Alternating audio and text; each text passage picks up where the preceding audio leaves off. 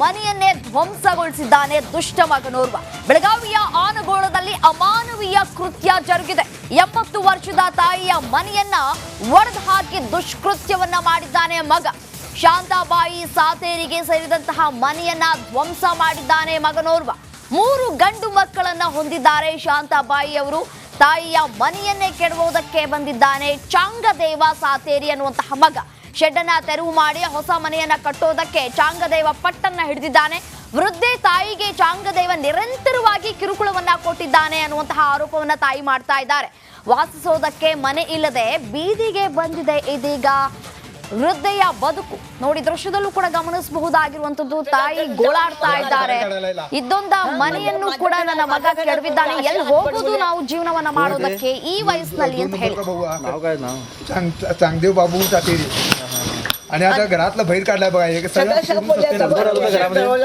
तेव्हा ते संडास बाथरूम मध्ये कसं जायचं बघा त्या बहिणं. आपला नवाज सगळं करून घेऊन गट आणि आता जाम बाहेर काढायला. हा माझं घर आहे, माझं घरात म्हणून अशी हातपट बोलूयात. कोण ते 2 नंबरचा भाऊ नाव काय नाव? चांगदेव बाबू सातेरी. आणि आता ಏನು ಇವತ್ತು ಅನಗೋಳ ಗ್ರಾಮದಲ್ಲಿ ಶಿವಶಕ್ತಿ ನಗರದಲ್ಲಿ ಏನು ಒಂದು ಅಜ್ಜಿದ ಹೆತ್ತು ಸಾಕಿ ಸಲಿಗೆ ಅಂತ ಮಗನ ಈ ತರ ಅಜ್ಜಿಗೆ ಹೊರಗೆ ಹಾಕಿದಾನೆ, ಎಳೆದು ಹೊರಗೆ ಹಾಕಿದಾನೆ. ಈ ತರ ಮನೆಯನ್ನು ಧ್ವಂಸಗೊಳಿಸಿದಾನೆ. ಇದಕ್ಕೂ ಕಾನೂನು ಅಜ್ಜಿಗೆ ಒಂದು ನ್ಯಾಯ ಕೊಡ್ಬೇಕಂತ ನಾ ಕೇಳ್ಕೊತೀನಿ ಇಷ್ಟ. ಎಲ್ಲ ಅಡಿಗೆ ಸಾಮಾನು ಬರೀ ಎಲ್ಲ ಹೊಡೆದ್ ಹಾಕಿದಾರ್ರಿ. ಆಮೇಲೆ ಅಜ್ಜಿನ ಎಳೆದು ಹೊರಗೆ ಹಾಕಿದಾರ್ರಿ. ಅಜ್ಜಿಗೆ ಹೊರಗಡೆನ ಅದಾರ್ರಿ, ಹೊರಗಡೆ ಅವ್ರ ಮನ್ಯಾಗ ಮಲ್ಕೊರ್ದ. ಅವ್ರ ಸಂಡಾಸ್ ಪ್ರಾಬ್ಲಮ್ ಐತಿ. ಅಜ್ಜಿ ಸಂಡಾಸ್ ಹೊರಗಡೆ ಹೊಡಿದಾಳ್ರಿ. ಇಂಥ ಸಿಟಿದಾಗ ಅಜ್ಜಿ ಹೊರಗಡೆನ ಟಾಯ್ಲೆಟ್ ಹೋಗ್ಬೇಕಾಗ ಪರಿಸ್ಥಿತಿ ಬಂದಿದೆ. ಸರ್ ನಮಸ್ಕಾರ ಎಲ್ಲರಿಗೂ. ಇಲ್ಲಿ ಒಬ್ರು ಆಯಿ ಇದಾರೆ, ಅಜ್ಜಿ ಇದಾರೆ. ಅವ್ರು 2ನೇ ಮಗ ಅವ್ರಿಗೆಲ್ಲ ಹೊಡೆದು ಮಾಡಿ ಅವರಿಂದ ಮನೆಯಿಂದ ಹೊರಗೆ ಹಾಕಿ ಅಡಿಗೆ ಮಾಡ್ಕೊಳಕಿಲ್ಲ ಎಲ್ಲ ಇದನ್ನೆಲ್ಲ ಹೊಡೆದಾಕ್ಬಿಟ್ಟಿದ್ದಾನೆ. ಮತ್ತೆ ಅವ್ರಿಗೆ ಅವನ್ನೆಲ್ಲ ಹೆಂಗ್ ಯಾವ ತರ ಇವಾಗ ಅವನ ಮೇಲೆ ಆಕ್ಷನ್ ತಗೋಬೇಕು ನೀವು ಅರ್ಜೆಂಟ್. ಅವನ ಮೇಲೆ ಆಕ್ಷನ್ ತಗೊಳ್ರಿ. ಆ ಮಗನೇ ಮನೆ ಹೊಡೆದು ಆಯಿನ ಎಳೆದು ಹೊರಗೆ ಹಾಕಿ ಹೊಡೆದು ಹೋಗಿದಾನ. ತಾಯಿನ ಹೊರಗೆ ಹಾಕಿದಾನ. ಈಗ ಏನಾರ ಅಂದ್ರೆ ಮನೆ ನನ್ ಜಾಗ ಅಂತ ಹೇಳ್ತದಾನ. ಅದು ಯಾವ ಕಾನೂನೊಳಗ ರೂಲ್ಸ್ ಒಳಗಿಲ್ಲ. ಪರಪ್ಪನ ಅಗ್ರಹಾರ ಪಂಜರದಲ್ಲಿ ಕಾಟೇರ ವಿಲವಿಲ ಅಂತ ಒದ್ದಾಡ್ತಾ ಇದ್ದಾರೆ. ಮುಕ್ತಾಯದ ಹಂತದಲ್ಲಿದೆ ಸೆನ್ಸೇಷನಲ್ ಕೇಸ್ ತನಿಖೆ. ಇನ್ನು FSL ವರದಿಗಳು ಬಂದ್ರೆ ತನಿಖೆ ಬಹುತೇಕ ಮುಕ್ತಾಯ ಕೂಡ ಆಗ್ಲಿಕ್ಕಿದೆ. ತನಿಖೆ ಬಳಿಕ ಚಾರ್ಜ್ ಶೀಟ್ ಅನ್ನ ಸಿದ್ಧಪಡಿಸಲಿದ್ದಾರೆ ಪೊಲೀಸರು. FSL ವರದಿ ಬಂದ ಬಳಿಕ ಚಾರ್ಜ್ ಶೀಟ್ ಅನ್ನ ಸಲ್ಲಿಕೆ ಮಾಡಲಿಕ್ಕಿದ್ದಾರೆ. ಪೊಲೀಸರಿಗೆ ಚಾರ್ಜ್ ಶೀಟ್ ಸಲ್ಲಿಸುವುದಕ್ಕೆ 90 ದಿನಗಳ ಕಾಲ ಅವಕಾಶ ಕೂಡ ಇದೆ. ಚಾರ್ಜ್ ಶೀಟ್ ಸಿದ್ಧವಾದ ಬಳಿಕ ಲೀಗಲ್ ಸ್ಕ್ರೂಟ್ನಿ ನಡೆಸಲಿರುವಂತಹ ಪೊಲೀಸರು ಇದಾದ ನಂತರ ದರ್ಶನ್ ಅಂಡ್ ಗ್ಯಾಂಗ್ ವಿರುದ್ಧ ಚಾರ್ಜ್ ಶೀಟ್ ಅನ್ನ ಸಲ್ಲಿಕೆ ಮಾಡಲಾಗುತ್ತೆ. ನೋಡಿ, ತನಿಖೆಯ ಹಂತ ಏನಿದೆ ಅದು ಮುಕ್ತಾಯ ಹಂತಕ್ಕೆ ಬರ್ತಾ ಇರುವಂತದ್ದು. ಈ ಹಿನ್ನೆಲೆಯಲ್ಲಿ ಒಂದ್ ಕಡೆ ದರ್ಶನ್ ಅಂಡ್ ಗ್ಯಾಂಗ್ ಜೈಲಿನಲ್ಲಿ ಮುದ್ದೆ ಮುರಿತಾ ಇದೆ. ಯಾವಾಗ ಹೊರಗಡೆ ಬರ್ತೀವಿ ಅನ್ನುವಂತಹ ನಿಟ್ಟಿನಲ್ಲಿ ಒಂದ್ ಕಡೆ ತಯಾರಿಯನ್ನ ಕೂಡ ನಡೆಸ್ಕೊಂಡಿದ್ದಾರೆ. ಮತ್ತೊಂದು ಕಡೆ ತನಿಖೆ ಮುಕ್ತಾಯ ಹಂತಕ್ಕೆ ಬಂದಿದೆ. ಮತ್ತಷ್ಟು ಡೀಟೇಲ್ಸ್ ಕೊಡ್ತಾ ಹೋಗ್ತಾರೆ ನನ್ನ ಕಲೀಗ್ ನಾಗರಾಜ್ ದೂರವಾಣಿ ಸಂಪರ್ಕದಲ್ಲಿದ್ದಾರೆ. ಎಸ್ಎನ್ಒ ನಾಗರಾಜ್, ದರ್ಶನ್ ಅಂಡ್ ಗ್ಯಾಂಗ್ ಒಂದ್ ಕಡೆ ಜೈಲಿನಲ್ಲಿ ವಿಲವಿಲ ಅಂತ ಒದ್ದಾಡ್ತಾ ಇದೆ, ಮತ್ತೊಂದು ಕಡೆ ಸೆನ್ಸೇಷನಲ್ ಕೇಸ್ ಮುಕ್ತಾಯ ಹಂತವನ್ನ ತಲುಪ್ತಾ ಇದೆ. ಇನ್ನು ಎಷ್ಟು ದಿನ ಆಗಬಹುದು FSL ವರದಿಗಳು ತಲುಪೋದಕ್ಕೆ ಅಂತ? ರಮ್ಯಾ, ಏನು ಈ ಒಂದು ಪ್ರಕರಣದಲ್ಲಿ ಈಗಾಗಲೇ ಏನು ಫಿಸಿಕಲ್ ಆಗಿ ಒಂದು ತನಿಖೆಯನ್ನ ನಡೆಸ್ತಾ ಇದ್ರು. ತನಿಖೆ ವಿಚಾರಣೆ ಭಾಗವಾಗಿ ಬಹುತೇಕ ಎಲ್ಲರನ್ನೂ ವಿಚಾರಣೆಗೆ ಪೊಲೀಸರು ಒಳಪಡಿಸಿರ್ತಕ್ಕಂಥದ್ದು. ಆದ್ರೆ ಇಲ್ಲಿ ಏನು ಒಂದಷ್ಟು ಟೆಕ್ನಿಕಲ್ ಎವಿಡೆನ್ಸಸ್ ಅದರಲ್ಲೂ ಪ್ರಮುಖವಾಗಿ ಆರೋಪಿಗಳ ಮನೆಯಲ್ಲಿ ಕಲೆಕ್ಟ್ ಮಾಡಿದಂತ DVR ಇರ್ಬೋದು, ಜೊತೆಗೆ ಮರಣೋತ್ತರ ಪರೀಕ್ಷೆ ಸಂದರ್ಭದಲ್ಲಿ ಕೆಲವೊಂದು ಸ್ಯಾಂಪಲ್ಸ್ ಅನ್ನ FSL ಗೆ ಕಳಿಸ್ಕೊಟ್ಟಿದ್ರು. ಇವುಗಳ ವರದಿ ಬಂದ ಬಳಿಕ ಒಂದು ಚಾರ್ಜ್ ಶೀಟ್ ರೆಡಿ ಆಗುತ್ತೆ ಅನ್ನೋ ಮಾಹಿತಿ ಪೊಲೀಸ್ ಮೂಲಗಳಿಂದ ಗೊತ್ತಾಗ್ತಾ ಇರ್ತಕ್ಕಂಥದ್ದು. ಇದರಲ್ಲಿ ಬಹಳ ಪ್ರಮುಖವಾಗಿ ಏನು ಈ FSL ವರದಿಗಳು ಬಂದ ಕೂಡ್ಲೇನೆ ಒಂದು ಚಾರ್ಜ್ ಶೀಟ್ ಸಿದ್ಧವಾದ ಕೂಡ್ಲೇನೆ ನ್ಯಾಯಾಲಯಕ್ಕೆ ತಲುಪಿಸೋದಿಲ್ಲ. ಯಾಕಂತಂದ್ರೆ ಇದನ್ನ ಲೀಗಲ್ ಸ್ಕ್ರೂಟ್ನಿ ಕೂಡ ಮಾಡಿಸ್ತೀವಿ ನಾವು. ಯಾಕಂತಂದ್ರೆ ಈ ಒಂದು ಚಾರ್ಜ್ ಶೀಟ್ ಸಲ್ಲಿಕೆ ಆದ ಬಳಿಕ ಫಾಸ್ಟ್ ಟ್ರ್ಯಾಕ್ ಕೋರ್ಟ್ಗೆ ನಾವು ಮನವಿಯನ್ನ ಮಾಡ್ಕೊಳ್ಳಿದ್ವಿ. ಹೀಗಾಗಿ ಯಾವುದೇ ರೀತಿಯ ಒಂದು ತಪ್ಪುಗಳಿಲ್ಲದಂತೆ ಲೀಗಲ್ ಸ್ಕ್ರೂಟ್ನಿಗೆ ಒಳಪಡಿಸಬೇಕು. ಇದಕ್ಕೆ ಸುಮಾರು 2 ರಿಂದ 3 ಕಾನೂನು ತಜ್ಞರು ಇದನ್ನ ಲೀಗಲ್ ಸ್ಕ್ರೂಟ್ನಿ ಮಾಡ್ತಾರೆ ಅಂತ ಹೇಳಿ ಪೊಲೀಸ್ ಮೂಲಗಳು ಹೇಳ್ತಾ ಇರ್ತಕ್ಕಂಥದ್ದು. ಹೀಗಾಗಿ ಈ ದರ್ಶನ್ ಅಂಡ್ ಗ್ಯಾಂಗ್ ಮೇಲೆ IPC ಅಡಿಯಲ್ಲೇ ಪ್ರಕರಣ ದಾಖಲಾಗಿರೋದ್ರಿಂದ 90 ದಿನಗಳ ಕಾಲಾವಕಾಶ ಇದ್ದು ಚಾರ್ಜ್ ಶೀಟ್ ಸಲ್ಲಿಕೆ ಮಾಡೋದಕ್ಕೆ. ಈಗ 35 ದಿನಗಳಷ್ಟೇ ಒಂದು ಪ್ರಕರಣ ಶುರುವಾಗಿ ಆಗಿರ್ತಕ್ಕಂಥದ್ದು. ಹೀಗಾಗಿ ಲೀಗಲ್ ಸ್ಕ್ರೂಟ್ನಿಗೆ ಜಾಸ್ತಿ ಸಮಯ ಕೊಡೋದಕ್ಕೆ ತ್ವರಿತವಾಗಿ ಒಂದು FSL ವರದಿ ಬಂದ ಕೂಡಲೇ ಒಂದು ಚಾರ್ಜ್ ಶೀಟ್ ಸಿದ್ಧವಾಗುವಂಥದ್ದು. ರಮ್ಯಾ, ರೈಟ್ ನಾಗರಾಜ್, ಧನ್ಯವಾದ ತಮ್ಮೆಲ್ಲ ಮಾಹಿತಿಗಾಗಿ.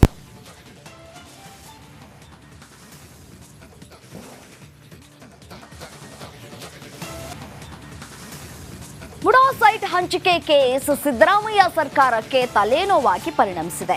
ಈ ಹಿನ್ನೆಲೆಯಲ್ಲಿ ರಾಜ್ಯ ಸರ್ಕಾರ ನ್ಯಾಯಾಂಗ ತನಿಖೆಗೆ ಆದೇಶವನ್ನ ಹೊರಡಿಸಿದೆ.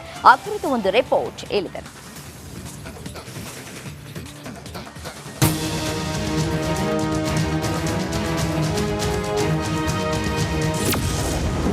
ಕಾಂಗ್ರೆಸ್ಗೆ ಕಂಟಕವಾದ ಮೂಡಾ ಹಗರಣ, ನ್ಯಾಯಾಂಗ ತನಿಖೆಗೆ ರಾಜ್ಯ ಸರ್ಕಾರ ಆದೇಶ. ಸಿದ್ದರಾಮಯ್ಯ 2.0 ಸರ್ಕಾರ ಅಸ್ತಿತ್ವಕ್ಕೆ ಬಂದಾಗಿನಿಂದ ಒಂದಲ್ಲ ಒಂದು ಹಗರಣಗಳ ಸುರುಳಿ ಕಾಂಗ್ರೆಸ್ ಸರ್ಕಾರವನ್ನ ಸುತ್ತಿಕೊಳ್ತಿವೆ. ಮೊದಲು ಕಮಿಷನ್ ಆರೋಪ, ನಂತರ ಟ್ರಾನ್ಸ್ಫರ್ ದಂಧೆ ಆರೋಪ, ಬಳಿಕ ವಾಲ್ಮೀಕಿ ನಿಗಮದ ಹಗರಣ, ಈಗ ಮೂಡಾ ಸೈಟ್ ಅಕ್ರಮ. ಸಿಎಂ ಸಿದ್ದರಾಮಯ್ಯ ಅವರ ತವರಲ್ಲೇ ಈ ಹಗರಣ ಬೆಳಕಿಗೆ ಬಂದಿದ್ದು, ಈ ಹಗರಣದಲ್ಲಿ ಹಲವು ಅನುಮಾನಗಳು ಕೂಡ ವ್ಯಕ್ತವಾಗಿವೆ. ವಿಪಕ್ಷಗಳಂತೂ ಸಿಎಂ ಹಾಗೂ ಕಾಂಗ್ರೆಸ್ ಸರ್ಕಾರವನ್ನ ಕಟ್ಟಿಹಾಕಲು ಶತ ಪ್ರಯತ್ನ ನಡೆಸುತ್ತಿವೆ. ಇದರಿಂದ ತಪ್ಪಿಸಿಕೊಳ್ಳಲು ಸರ್ಕಾರ ಈಗ ಈ ಹಗರಣವನ್ನ ನ್ಯಾಯಾಂಗ ತನಿಖೆಗೆ ನೀಡಿ ಆದೇಶಿಸಿದೆ.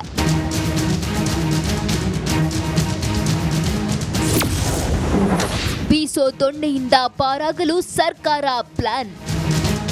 ಮೂಡಾ ನಿವೇಶನ ಹಂಚಿಕೆ ಅಕ್ರಮ ಪ್ರಕರಣವನ್ನ ನಿವೃತ್ತ ನ್ಯಾಯಾಧೀಶರಿಂದ ತನಿಖೆ ಮಾಡಲು ಸರ್ಕಾರ ಆದೇಶ ಮಾಡಿದ್ದು, ಪಿಎನ್ ದೇಸಾಯಿ ಏಕಸದಸ್ಯ ವಿಚಾರಣಾ ಆಯೋಗಕ್ಕೆ 6 ತಿಂಗಳಲ್ಲಿ ತನಿಖಾ ವರದಿ ಸಲ್ಲಿಸಲು ಸೂಚನೆ ನೀಡಿದೆ. ಪ್ರತಿಪಕ್ಷಗಳ ಆರೋಪಗಳಿಗೆ ರಣತಂತ್ರ ರೂಪಿಸಿದ ಸರ್ಕಾರ ಬಿಜೆಪಿ ಜೆಡಿಎಸ್ ಮುಖಂಡರಿಗೆ ಹಂಚಿಕೆಯಾದ ನಿವೇಶನ ಬಗ್ಗೆಯೂ ತನಿಖೆಗೆ ತೀರ್ಮಾನಿಸಿದೆ.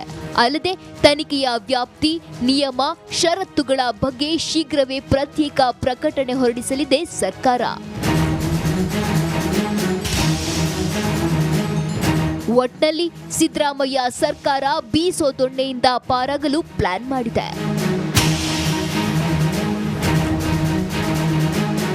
Bureau report, republic Kannada.